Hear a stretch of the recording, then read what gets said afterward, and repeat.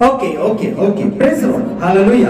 प्रभु यीशु मसीह के मधुर नाम में आप सभी को प्रेमी सलाम। जैसे कि आप देख रहे हैं राष्ट्रीय जय यीशु मानव सेवा, हमारे दर्शक आप सभी का हम धन्यवाद करते हैं। प्रभु की दया और प्रभु की कृपा आप सभी के साथ बनी रहे। इस समय आपसे हम बातचीत करना चाहेंगे, जैसे कि लिखा है यूहन्ना रचित सुसमाचार उसका 15 का 21 वचन में लिखा, जिसके पास मेरी आज्ञा है और वह उन्हें मानता है वही मुझसे प्रेम रखता है। प्रभु यीशु मसीह कहते हैं कि जिसके पास मेरी आज्ञा है वो मानता अगर है तो वो मुझसे प्रेम भाव रखता है। अगर समझ लीजिए हमारे यहाँ कोई रिश्तेदार या फिर अपने कुटुंब के बड़े लोग आए हैं, उनकी बात अगर हम नहीं मानते हैं तो हम उससे प्रेम नहीं करते। अगर उनकी बातों को मानते, उनके हुक्म को मानते हैं तो हम उससे प्रेम भी करते हैं, हालांकि कोई भी हो।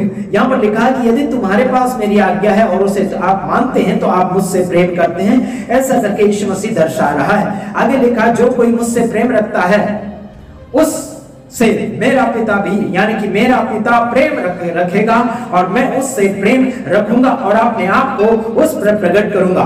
यानी कि प्रभु यीशु मसीह की आज्ञा को आप मानते चले जाएंगे तो आप यीशु मसीह से भी प्रेम करते और परमेश्वर से भी, तो परमेश्वर भी आपसे प्रेम करेगा और आपको वो आगे की ओर बढ़ाता चला जाएगा और आपके साथ यीशु मसीह संगति करेगा।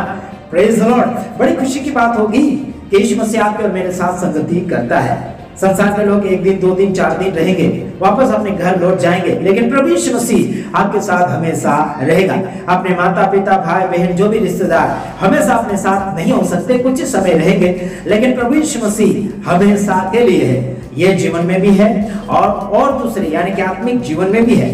प्रभु यीशु मसीह के दया और कृपा आप सभी के साथ बनी रहे।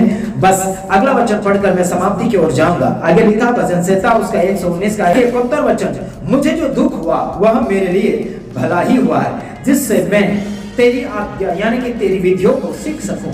आपके और मेरे ऊपर दुख आता है, आपको दुख तकलीफ पड़ा, यानी कि देखकर हताश नहीं होना, हारना नहीं, परेशान नहीं होना, लेकिन आप और मुझे हिम्मत के साथ आगे की ओर बढ़ते चले जाना चाहिए। Praise the Lord. आपके ऊपर दुख आता है तो भलाई के लिए आता है, तकलीफ आती भलाई के लिए होता है।